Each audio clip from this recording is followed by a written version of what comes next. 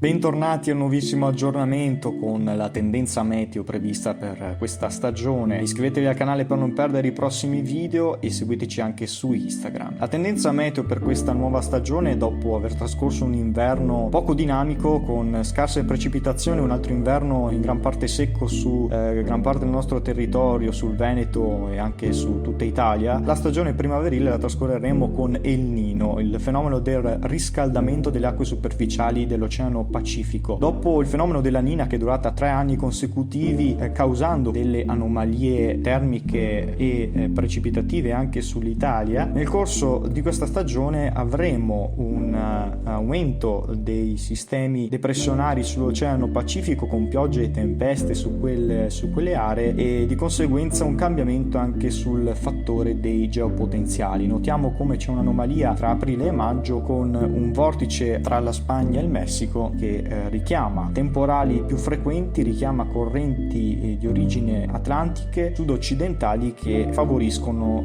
precipitazioni più abbondanti soprattutto sulle regioni del nord. Notiamo da questa grafica le precipitazioni infatti si concentreranno in modo particolare soprattutto sulla Spagna e sul centro Europa. Le temperature però sopra la media di qualche grado, infatti saremo su un'anomalia termica compresa tra 0,5 e più 1 grado che potrà interessare a gran parte dell'Italia, con ondate di caldo più frequenti di matrice africana a causa della presenza di El Niño e di correnti molto calde spinte proprio dall'Africa. Comunque l'impatto che vedremo nel corso di questa stagione mostra, dall'ultimo aggiornamento del modello inglese, una tendenza a un riscaldamento delle acque superficiali del Mediterraneo, quindi occasione per rimonte anticicloniche di origine africane su gran parte d'Europa. Notiamo come gran parte d'Italia sarà in un clima più caldo e secco, soprattutto tra maggio e giugno, mentre inizialmente avremo più occasione di temporali soprattutto al nord-est. Il nord-est sembrerebbe essere più tempestoso rispetto alle altre regioni, con il rischio di grandine e di fenomeni intensi con piogge più abbondanti. Incertezza comunque per il nord-ovest e sulle regioni tirreniche a causa